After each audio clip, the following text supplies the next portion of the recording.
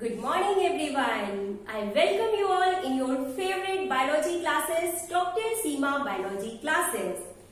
तो दोस्तों शुरू करते हैं अपनी आज की वीडियो एक बहुत ही इंपॉर्टेंट टॉपिक के साथ, that is transport across the plasma membrane. और इससे पहले वाली क्लासेस में मैंने आपको एक्सप्लेन किया था कि प्लाज्मा मेम्ब्रेन का स्ट्रक्चर कैसा होता है और इसका मेन फंक्शन क्या होता है। तो बता दें आपको कि जो प्लाज्मा मेम्ब्रेन का मेन फंक्शन होता है वो होता है transportation. Transportation means all of you know, सभी को पता है कि हमारा जो बॉडी है या जो लिविंग ऑर्गेनिजम्स होते हैं वो बहुत सारी सेल्स से मिलकर बने होते हैं।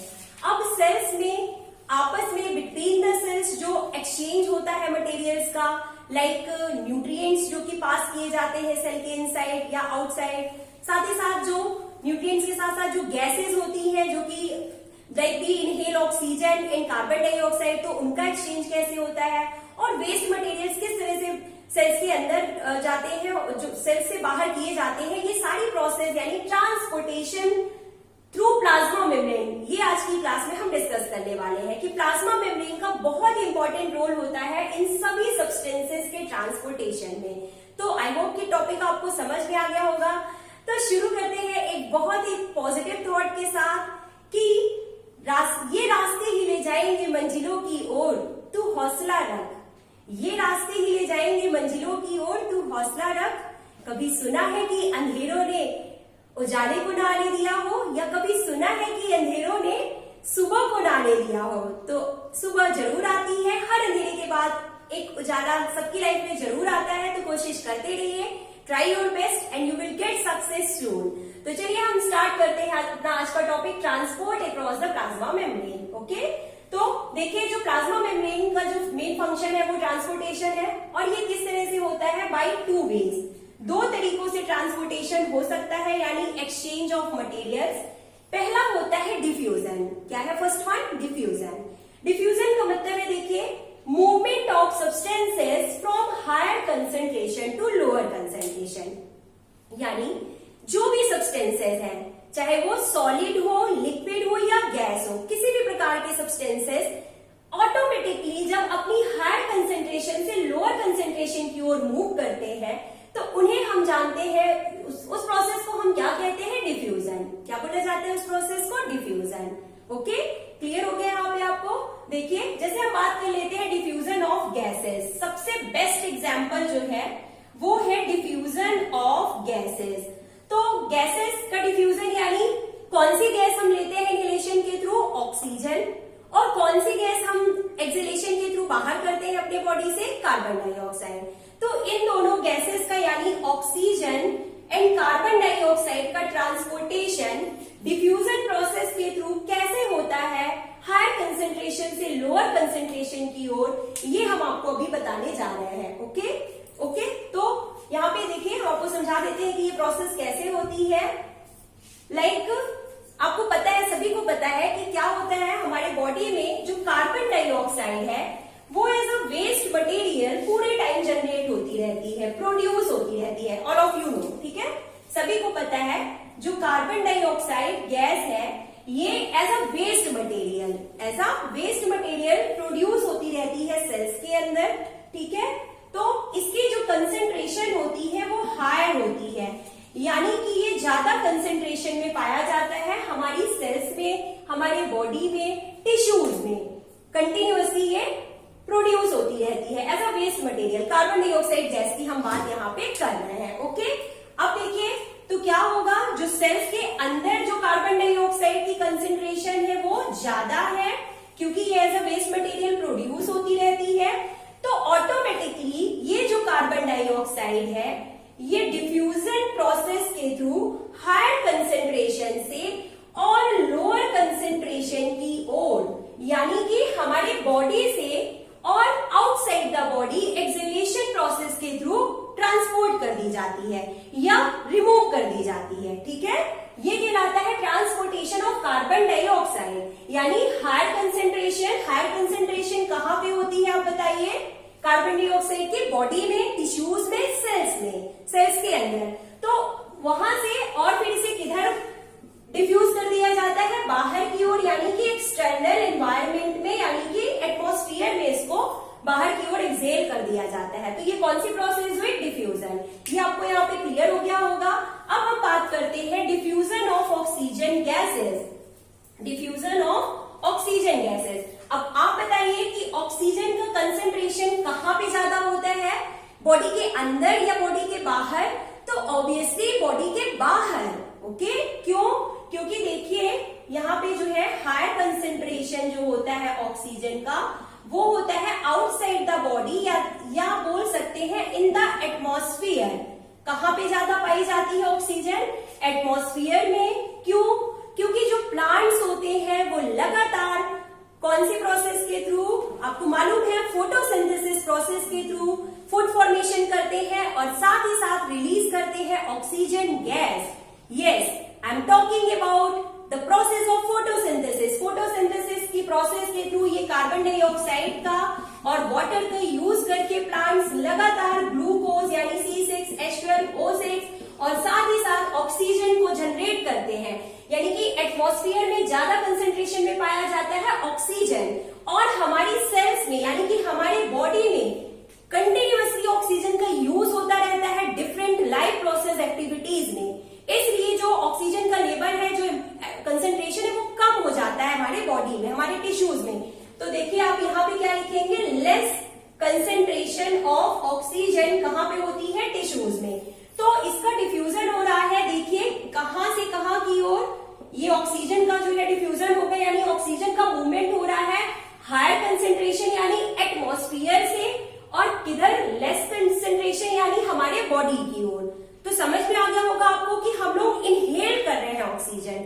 इनहेल मतलब क्या होता है कि एटमॉस्फेयर से यानी हायर कंसेंट्रेशन से और हमने ऑक्सीजन ली, इनहेल की अपने बॉडी के अंदर। तो ये सब जो है किस प्रोसेस के थ्रू होता है? डिफ्यूजन प्रोसेस के थ्रू।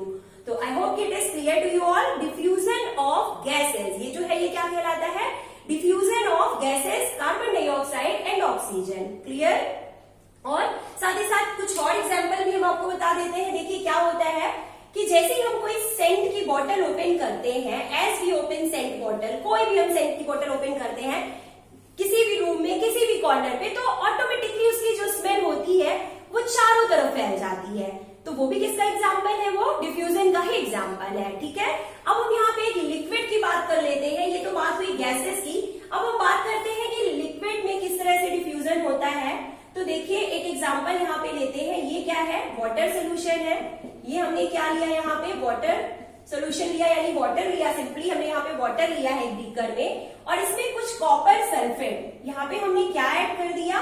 कॉपर सल्फेट यानी कि CuSO4 के क्रिस्टल्स हमने यहाँ पे पोर कर दिए। इस कॉर्नर पे हमने इनको पोर किया वाटर में। ठीक है, अब आप देखेंगे कि धीरे धीरे क्या होगा, ये जो कॉपर सल्फेट के जो मॉलिक्यूल्स हैं ये डिफ्यूज होना शुरू हो जाते हैं।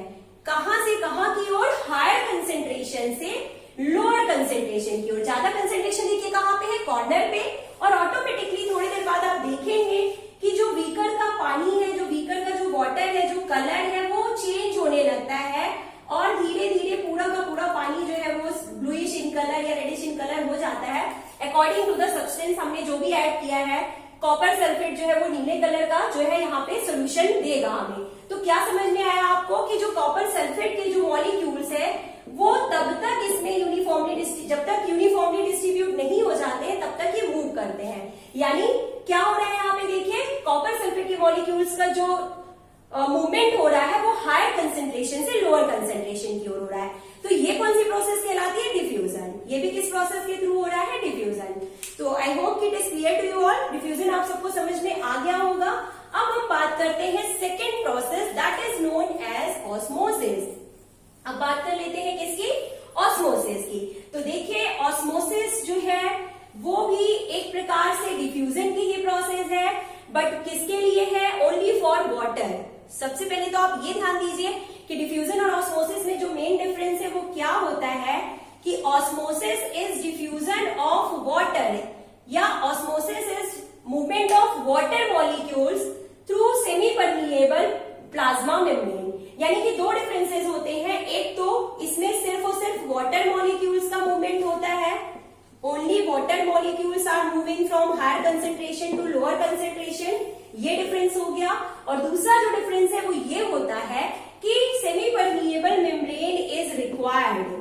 यहाँ पे सेमी परमिएबल मेम्ब्रेन या प्लाज्मा मेम्ब्रेन की प्रेजेंस होना भी जरूरी है। ये टू मेजर डिफरेंसेस होते हैं आपके डिफ्यूजन और ऑस्मोसिस में। तो now let me tell what is osmosis. देखिए, osmosis means diffusion of water through semi permeable membrane is known as osmosis, यानी कि वाटर मॉलिक्यूल्स का हायर कंसेंट्रेशन से लोअर कंसेंट्रेशन की ओर मूवमेंट होना, but in the presence of semi permeable membrane it is compulsory that semi permeable membrane जो है वहां पे प्रेजेंट होनी चाहिए। तो ये प्रोसेस क्या कहलाती है? ये प्रोसेस ऑस्मोसिस कहलाती है। हम आपको एक एग्जांपल के थ्रू समझा देते हैं। देखिए, ये क्या है? ये सिंपल वाटर कंसेंट्रेशन, ये सिंपल वाटर सोल्यूशन है। ठीक है, इसमें वाटर लिया हमने, ओनली वाटर लिया हमने, इसे सोल्यूशन ही बोलेंगे, सॉल्वेंट होता है वाटर। और यहाँ पे हमने सॉल्ट या शुगर सोल्यूशन लिया है। इस बीकर में हमने क्या लिया है? आइदर सॉल्ट और शुगर सोल्यूशन, आप कुछ भी ले सकते हैं। तो सॉल्ट और शुगर सोल्यूशन का मतलब क्या है कि इसमें वाटर के साथ साथ हमने या तो सॉल्ट या शुगर कुछ भी ऐड कर दिया तो वो सोल्यूशन कहलाता है। Okay, water means solvent, salt और शुगर जो है वो सोल्यूट हो गए और ये डिसॉल्व होके आपस में क्या बनाते हैं? सॉल्यूशन। ठीक है, ये आपको बेसिक पता है। अब देखिए यहाँ पे क्या होगा कि इन the presence of semi permeable membrane, ये देखिए ध्यान से कि सेमी परमिएबल मेम्ब्रेन की प्रेजेंस में जो वाटर मॉलिक्यूल्स हैं वो मूव करते हैं इस बीकर से। इस बीकर से मतलब डाइल्यूट सोल्यूशन से या डाइल्यूट कंसेंट्रेशन ऑफ वाटर। इसमें वाटर की कंसेंट्रेशन ज्यादा है, आपको पता है, और इसमें हमने सॉल्ट या शुगर ऐड किया है। तो शुगर या सॉल्ट के जो मॉलिक्यूल्स हैं वो वाटर में डिसॉल्व हो रहे हैं, तो वाटर की कंसेंट्रेशन को क्या कर रहे हैं? कम कर दे रहे हैं। तो यहाँ पे देखिए आपको समझ में आ गया कि सेमी परमिएबल मेम्ब्रेन के थ्रू वाटर मॉलिक्यूल्स जो है वो मूव हो रहे हैं कौन सी कंसेंट्रेशन से? हायर कंसेंट्रेशन से। और किस कंसेंट्रेशन की ओर? लोअर कंसेंट्रेशन ऑफ वाटर की ओर। और किसकी प्रेजेंस में? सेमी परमिएबल मेम्ब्रेन की प्रेजेंस में। तो ये प्रोसेस कहलाती है osmosis. What is this? Osmosis. Okay, it is clear to you all. और एक बात और आपको बता देते हैं यहाँ पे कि वेरी इंपॉर्टेंट पॉइंट जो है कि ऑस्मोसिस इज ऑल्सो, जो ऑस्मोसिस प्रोसेस होती है that is affected by the amount of substance dissolve in water. जो ऑस्मोसिस की प्रोसेस है वो डायरेक्टली अफेक्ट होती है सब्सटेंस और सोल्यूट की कंसेंट्रेशन पे। यानी कि अगर हमने यहाँ पे ज्यादा सोल्यूट लिया है, ज्यादा शुगर लिया है, कम शुगर लिया है, या बिल्कुल भी हमने शुगर नहीं लिया है, तो वाटर का जो कंसेंट्रेशन है वो कैसा है? उसमें अगर आप ज्यादा सोल्यूट मिला देंगे तो वाटर कंसेंट्रेशन कम हो जाएगी, अगर कम सोल्यूट मिलाएंगे तो उसमें वाटर ज्यादा होगा। तो डायरेक्टली अफेक्ट होता है ऑस्मोसिस प्रोसेस किससे? Substance dissolve in the water. जो भी सब्सटेंस हम डिसॉल्व कर रहे हैं या सोल्यूट हम डिसॉल्व कर रहे हैं उससे डायरेक्ट अफेक्ट होता है osmosis process. Clear? Now we will move to the next topic, that is types of osmotic solutions.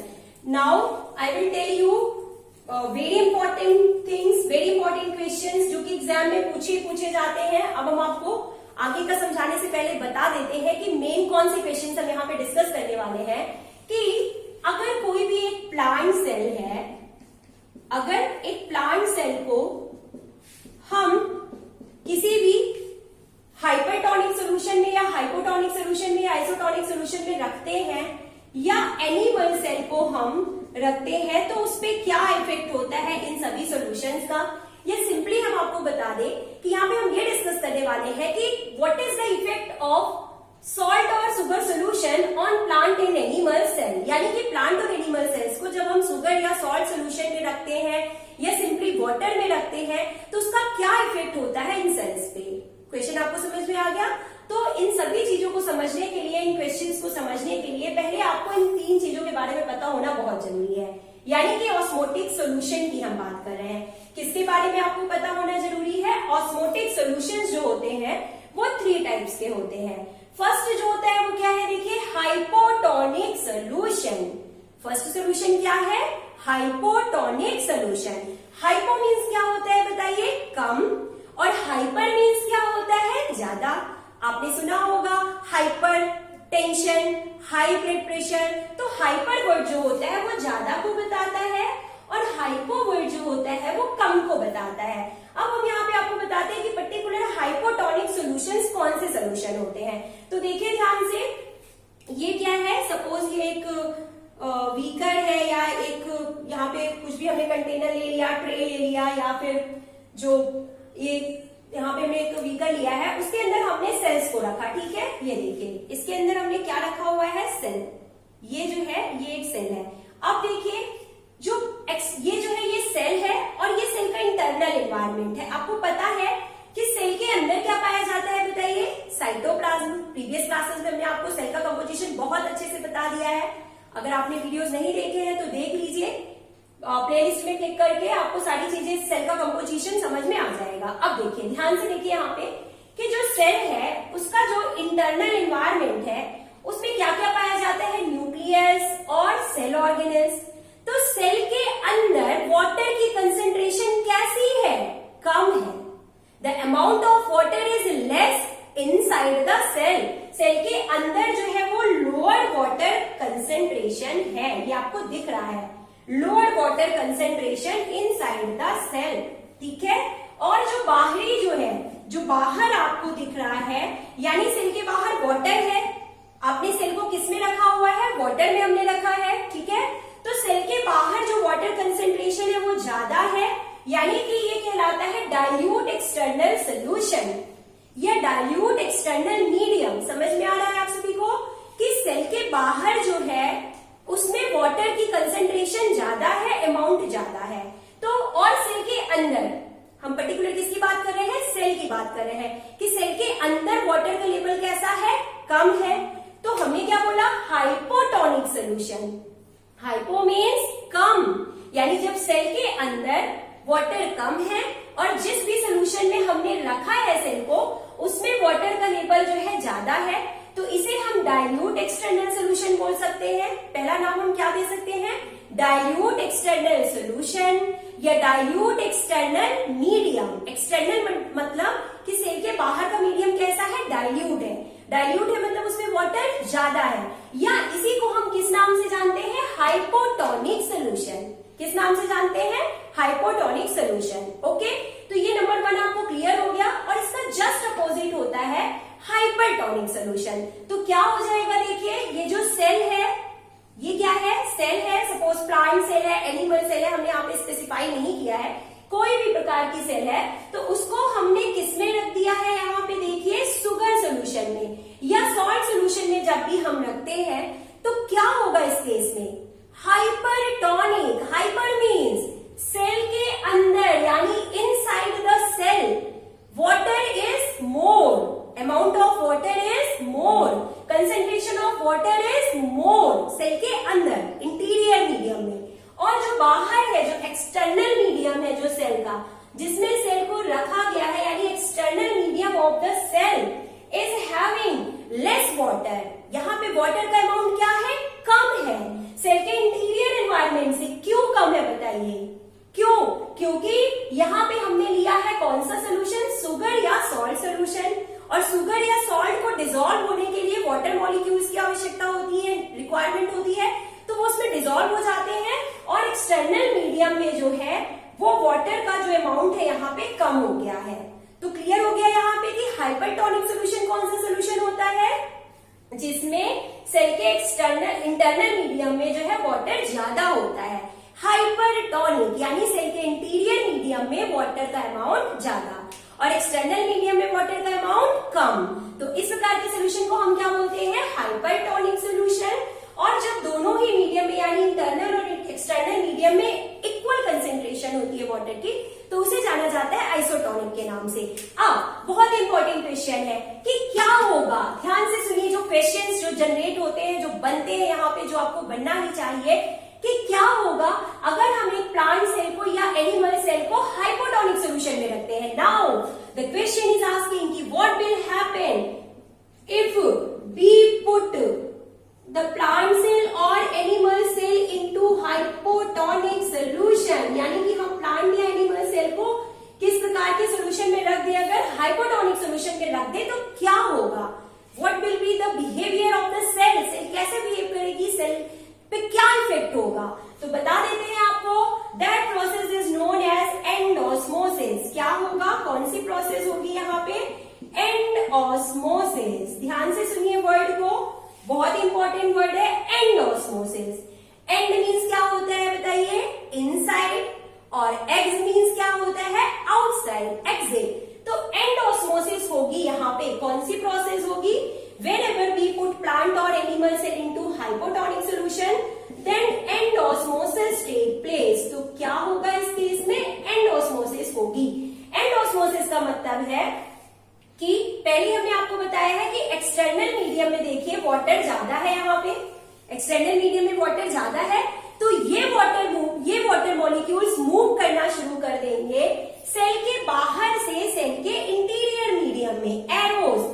ध्यान से देखिए एरो की कंडीशन किधर है, inside the cell, by the process of osmosis. Osmosis का मतलब यहाँ पे एंड का मतलब क्या होगा, inside, end means inside, end osmosis means movement of water molecules. क्योंकि वाटर मॉलिक्यूल्स एक्सटर्नल मीडियम में ज्यादा है, तो हाइपोटोनिक सोल्यूशन में अगर हम रखते हैं तो वाटर मॉलिक्यूल्स सिंपली स्टार्ट कर देंगे मूव करना सेल के अंदर की ओर, और इसे हम कहते हैं endosmosis.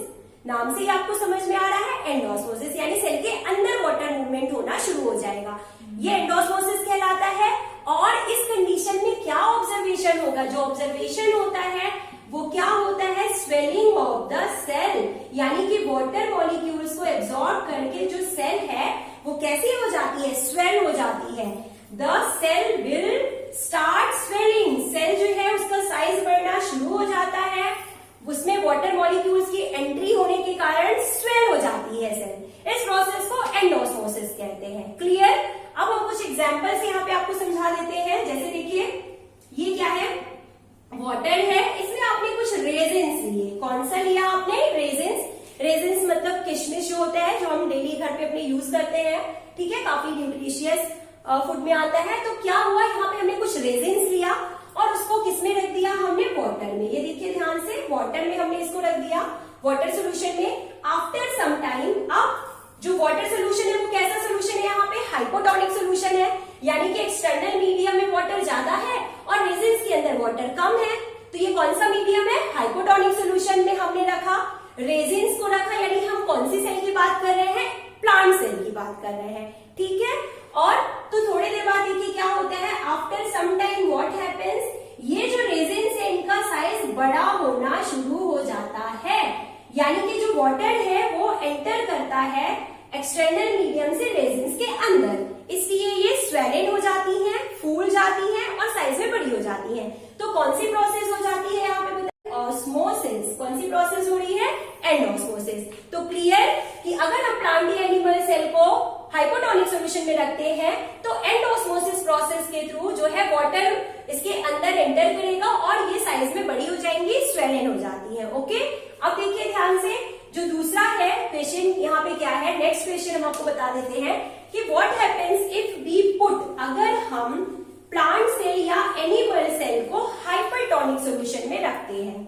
This is very important question, ये एग्जाम में पूछा ही पूछा जाता है, तो आप इन चीजों को बहुत ध्यान से सुनिए और समझिए और इसे याद कर लीजिए। देखिए क्या हो रहा है, अब हमने बोला कि हम हाइपरटोनिक सॉल्यूशन में अगर रखते हैं प्लांट या एनिमल सेल्स को, तो क्या होता है, देखिए क्या होगा, ये रेजिन्स है, ये एंडोस्मोसिस के थ्रू जो आपकी जो रेजिन्स है वो स्वेलिन हो गई है, यानी फूल चुकी है, यहाँ पे साइज में बढ़ चुकी है। अब अगर हम इनको वापस से इसी रेजिन्स को, ये जो स्वेलिन रेजिन्स है इनकी ही हम बात कर रहे हैं, अगर इनको हम ट्रांसफर कर देते हैं सुगर या सॉल्ट सोल्यूशन में, किसमें, इन्हीं रेजिन्स को अगर हमने ट्रांसफर कर दिया सुगर या सॉल्ट सोल्यूशन में, ठीक है, ये है आपकी स्वेलिन रेजिन्स, ठीक है, और इन्हें हमने ट्रांसफर किया किसमें, सुगर या सॉल्ट सोल्यूशन में। ध्यान से देखिएगा किसकी बात हम कर रहे हैं, सुगर या सॉल्ट सोल्यूशन में अगर हम इन्हें रख देते हैं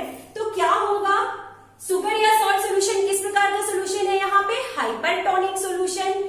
हाइपरटोनिक का मतलब होता है कि एक्सटर्नल मीडियम में वाटर जो है वो क्या है, कम है, और इन रेजिन्स के अंदर वाटर जो है यानी इंटीरियर मीडियम में वाटर ज्यादा है।